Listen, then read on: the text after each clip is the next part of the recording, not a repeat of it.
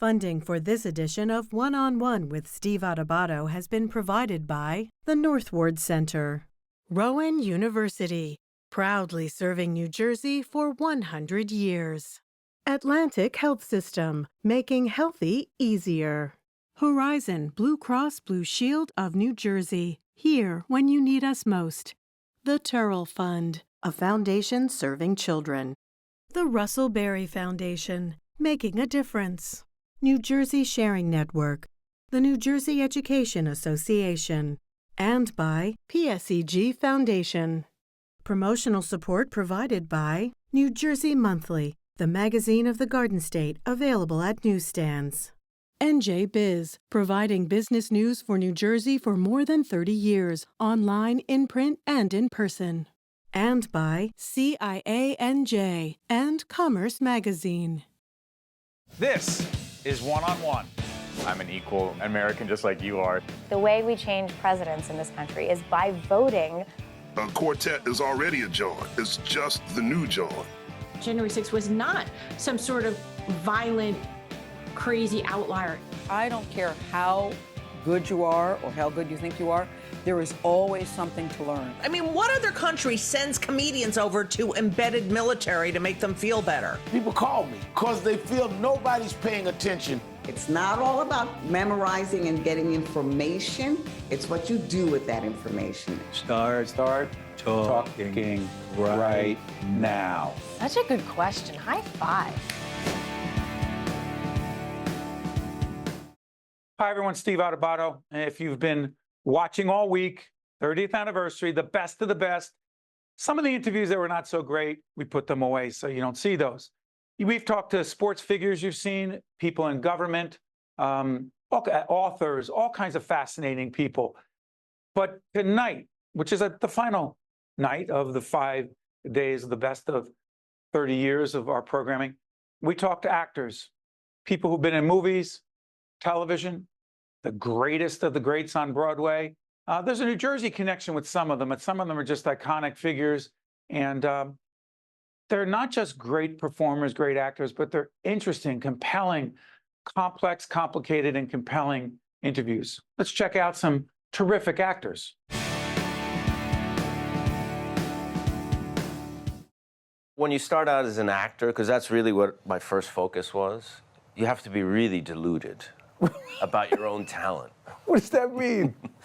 You have to think your talent is so special that you're going to succeed in this business that's virtually impossible to succeed in. So you really do, because there's an enormous amount, for me and for a lot of my colleagues, an enormous amount of rejection in the beginning.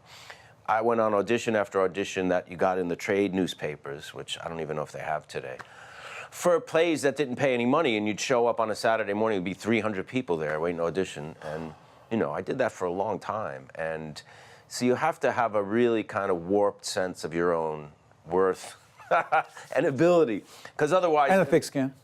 Very incredibly thick. Well, that's part of it. So the thick skin comes because you have to have a real strong belief in yourself. Yeah. We saw some clips of you doing some pretty diverse things, playing some pretty diverse characters. Yeah. Do you ever feel pigeonholed, typecast, or the whole thing about, you know, she's a Latina, so she does this, but you can't do that? Well, no, because you get what you focus on, which is a great lesson, you know. And I think, but when you said I play diverse characters, I agree with you. But I mean, you know, I'm a Latina, and I played a junkie with AIDS, and I played a cop, and I play a domestic, and you know, I mean, Magenta in Rocky Horror is a domestic. You know, she happens to be from another planet, but minor detail.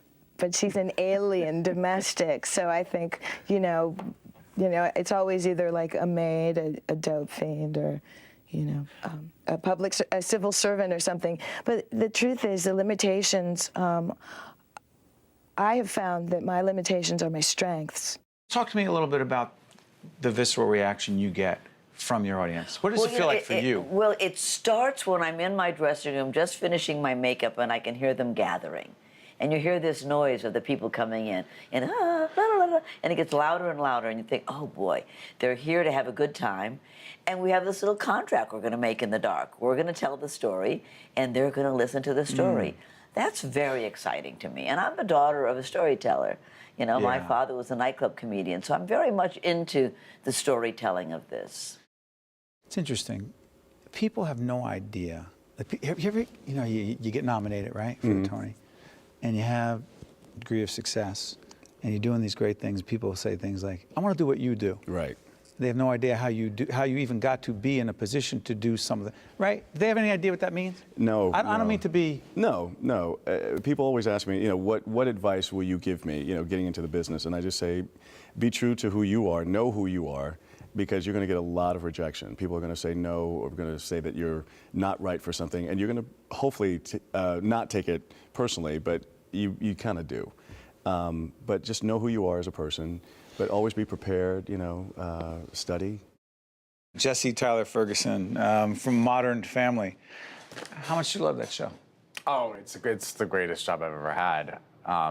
Not just because of the exposure it's given me, but it's just, I think culturally it really has been important, and it's certainly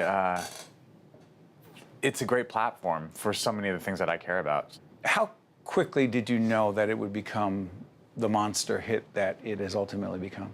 Well, when I read the script, I knew it was very good. It was a strong pilot, and I knew when we were shooting it that it felt like it was really crackling, and a lot of it's about chemistry, and I felt like these actors that I was given this job with, we all had this kind of immediate chemistry, which is rare.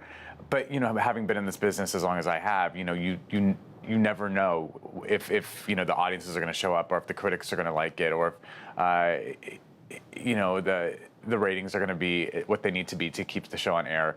And I've been disappointed by things in the past, so I really did not. It wasn't until like we won the Emmy for the second time that I was like, okay, I think we're all right. The stand-up thing for you. How did you know that it was right for you? It wasn't right for Joe. How did you know it was right for you? I didn't know. I was in college, going to college, and trying to fill up my class schedule, and I found myself in a public speaking class just to get some credits. Where'd you go to school? At Cortland, upstate New York. Where'd you play fullback? I played fullback. Great notoriety. Yeah. I was real good. When you're third string at a Division III school, it's time to look for other things. So the Jets were not... Yeah, it wasn't going to happen. I'm sorry, public speaking, I digress. Yeah. Go ahead. It was just it's something I found that I tried to do and I was scared to do, but I ended up doing it, and I got a reaction from my classmates and where they laughed a little bit, and it was just a feeling I've never really experienced, except around my buddies. And I love doing that, so that's what I wanted to do. And I just said, it's like a drug. You just want to continue to do it. So I joined an improv group. I did some small community theater plays, and just anything I can get out there and do. And I just really did it, and that slowly evolved to stand-up. As a kid, when did you know, and what caused you to know, that acting was going to be a big part of it, your professional life? Right. I always loved it. I loved watching television. I liked watching films. I was a huge Fred Astaire and Ginger Rogers fan. I don't know why. Yeah? Yeah, I don't know why. I would stay up late nights and watch, like, they're on an airplane and they're dancing. I don't know what it was. It was the dance? I was the dance. It was the singing. It was all of it. I loved it. I don't know what it was. But you were in Dreamgirls 1989? Something like that. Okay. But I had no access to it. I had no road to being it. And my aunt went to Long Island University, and at Long Island University, they had a theater program for kids. And she took me and my cousins and my brothers and all of us, and we all went in, and like a light went on. There I was. I knew that I was going to do this forever. Did you know you were part of history while you were doing it? Yes. How so? It's a feeling. When theater is really good, you feel it in your gut. And it boils and it stirs, and there's nothing like it. Good theater is good communion, Like the power of theater is its power to bring people together. And when you feel that energy that pushes people over the edge, because it's collective. When one person cries, everyone cries. And I love that. The shot of Frank with James Gandolfini on the set of The Sopranos. Look at that. But that's at Satriel's in Kearny. That's where we see the guys, the butcher shop. Yeah, Kearny Avenue. Tell me about him a little bit more. Prince among men. Works very, very hard. He works if the show is 14, 15 days, he's working 10, 11. He is dialogued up the wazoo. Right. He's got a lot of pressure. He's carrying this whole show as a star. It's easier to be a character player. I mean, this whole thing revolves around him, and he's generous, and there's nothing bad I can say about Jim Gandolfini. You play Phil Leotardo. Yep. A lot of people say, some of our producers just said, that Phil, when they saw the scene where you're messing around with the car is fine, it's askew. You're being very difficult on purpose for a lot of reasons. Some people said he is the meanest guy I've ever seen on that show. That means you're doing well. That means they believe him. They believe it. So, I mean, you know, Steve, it's the way they write the show. I'm not going to say it makes it easy, but it's like poetry. To get the dialogue and to work it, the direction is so well. This is a movie every week. This is not like a TV show that's on one of the networks. This is a film. I mean, they spend over $1 million a show, and it's just great to work. It's just real good work. You are the first African-American woman puppeteer to perform on Sesame Street. Give us your version of that journey, not only why it took so long, but more importantly for you, some of the barriers that you had to overcome, please. I started puppetry and ventriloquism when I was 10 years old, and I started off by performing for classmates at school. I was trying to make new friends, and I thought being a ventriloquist would help me do that. Now that I'm older, I realize that's probably not how most people make friends, but my parents were very supportive and helped me find a puppet, and I started performing at school, and it gave me so much joy to make other children laugh and smile. So it became my passion. I started performing at other schools, at my church, other churches, and it really became my outlet to opening up as a person. And the journey to Sesame Street. So I was first inspired to become a puppeteer and ventriloquist when I was introduced to female puppeteers and ventriloquists. So seeing myself represented on stage made me want to become a ventriloquist. So now that I'm with Sesame Street, I know that my presence there as an African-American woman is going to inspire other young ladies and boys to pursue very unique career paths. By being the dad on the Wonder Years, that didn't change your life? No, but I was very fortunate because my mentor is Charles Durning, who's still with us. He's 89, and Jack Klugman, who's still with us, who's 91. Right. You know, and every time Charlie ever saw me in a play, he'd put his arm around me and he'd say, another 20 years, you'll be an actor. And then a few years ago, he saw me in a play. It was one of Jack Klugman's last plays. We were really good. And Charlie put his arm around me and he said, all right, another 10 years. So I've looked at him after all these years and I said, are you an actor yet? And the great Charles Durning said, I'm getting damn close. When you work on a play like this, and I've been workshopping this play for about 2 years and finally I'm doing it now here at Lincoln Center, and you never know how it's going to react, how an audience is going to react. Which is, excuse me for interrupting, you don't offer any answers, solutions. No.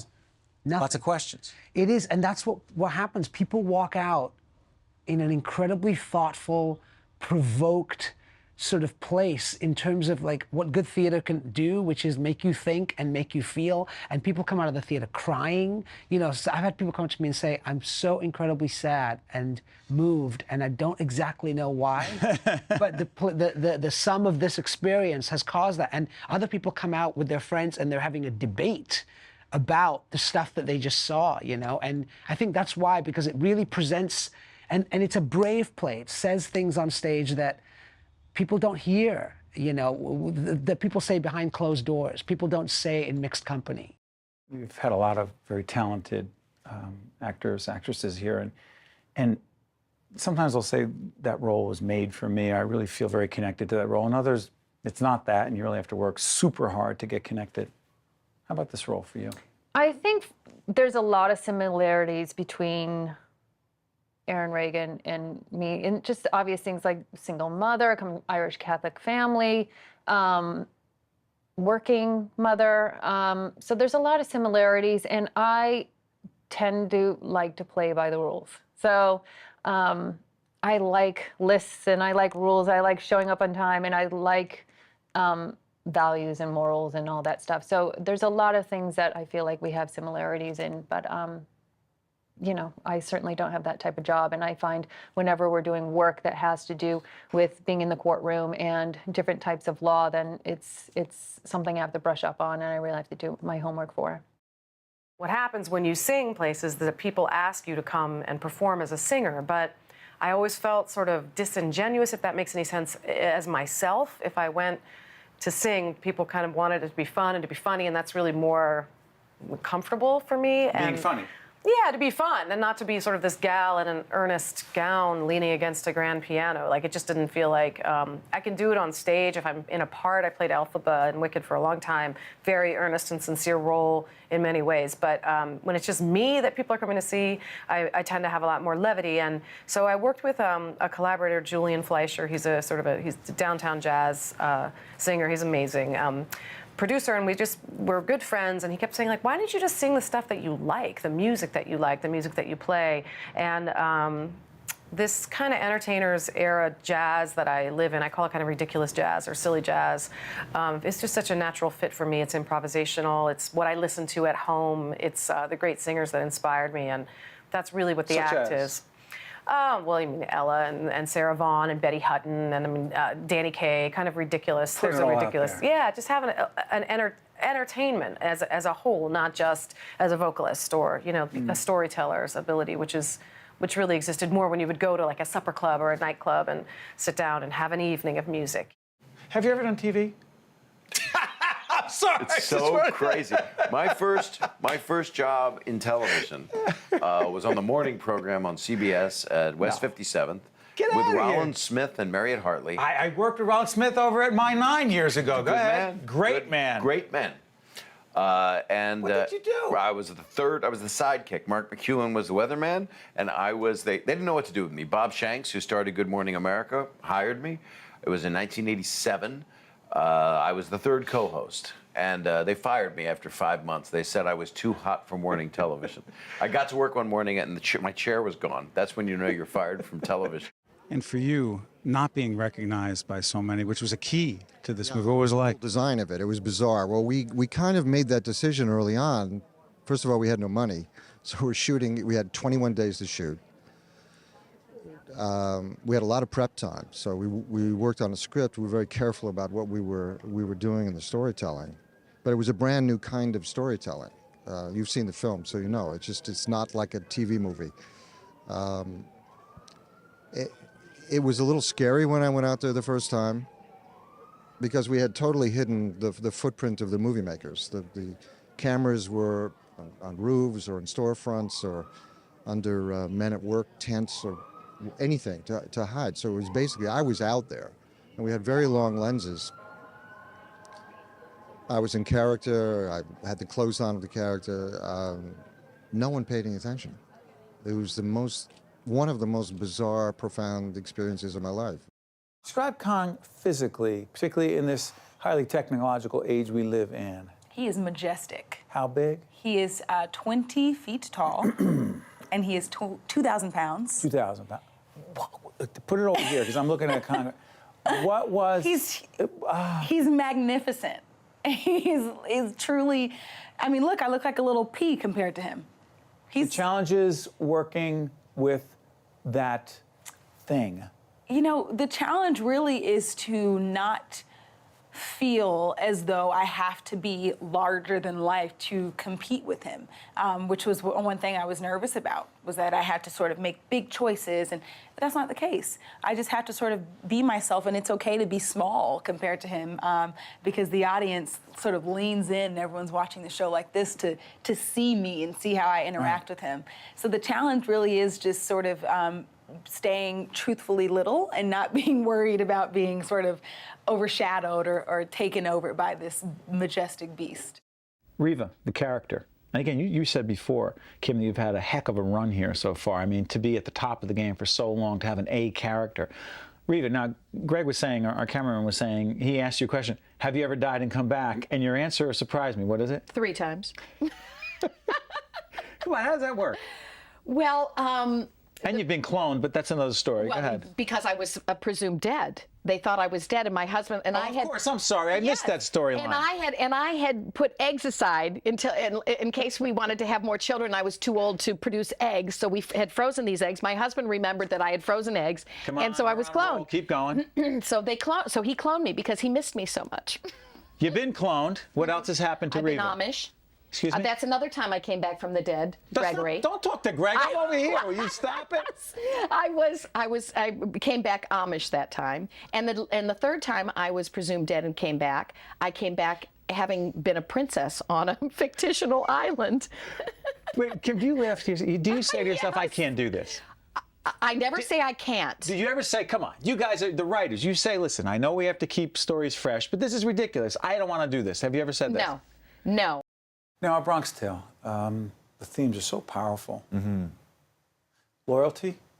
Loyalty, yeah. Respect. Neighborhood? The neighborhood.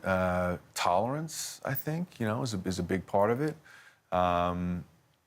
Living in love or living in fear is certainly a predominant theme throughout. Is it better to be loved? To be loved or to be feared? It depends on who you ask, I think. If you ask Sonny, his modus operandi is to, manage things through fear, and he finds that he gets better results that way, and he's at less risk, trusting as few people as he possibly can.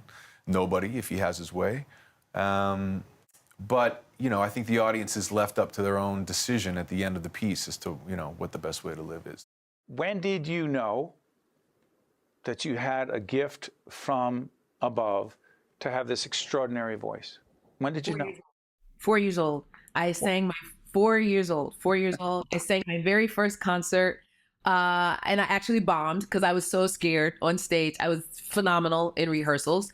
And once I got in stage in front of the audience, I was so terrified. I got through the song and vowed I would never be that scared again. And then just a couple of years later, while I was in elementary school, I got the Sesame Street opportunity. And person after person, praise God for public school teachers.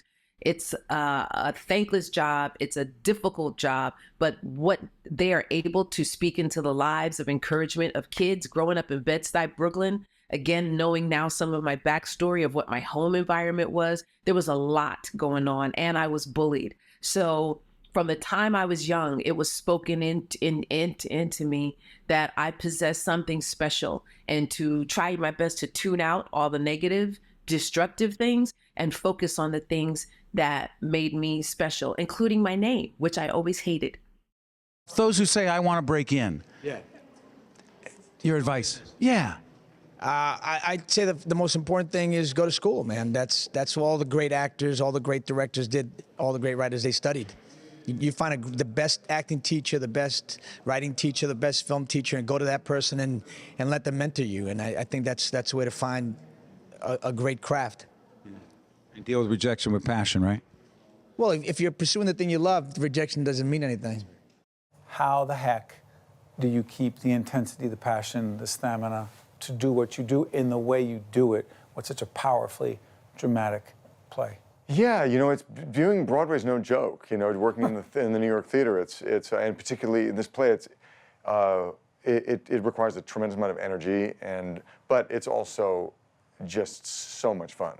But you have to keep your act together. You can't.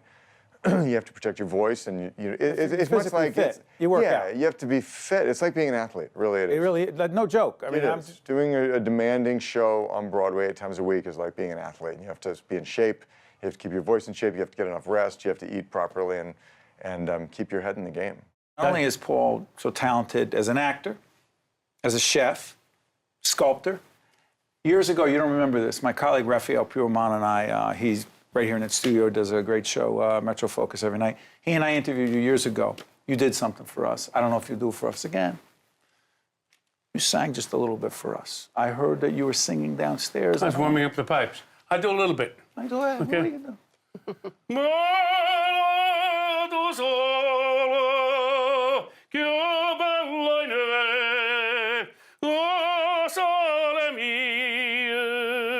Stam fronda te, o sole mie. that day, sana frod hatay. It never gets old.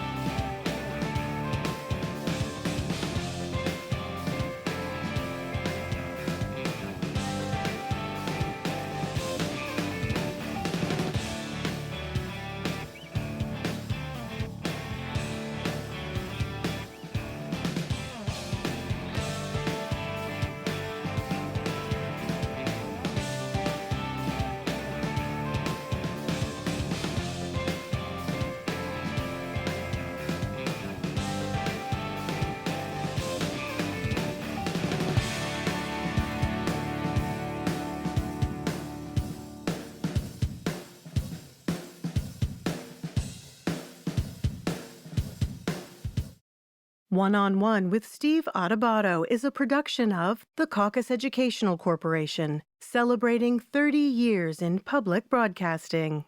Funding has been provided by the Northward Center, Rowan University, Atlantic Health System, Horizon Blue Cross Blue Shield of New Jersey, the Turrell Fund, a foundation serving children, the Russell Berry Foundation, New Jersey Sharing Network, the New Jersey Education Association, and by PSEG Foundation. Promotional support provided by New Jersey Monthly, NJ Biz, and by CIANJ and Commerce Magazine. The Northward Center continues to expand their services and outreach in Newark from the childhood years to the golden years, offering programs like preschool, youth leadership development, Casa Israel Adult Medical Day Program, our Family Success Center, as well as a gymnasium. And most recently, Hope House, a permanent home for adults with autism, supporting and nurturing our autism community, with Hope House 2 coming soon. The Northward Center, we're here when you need us.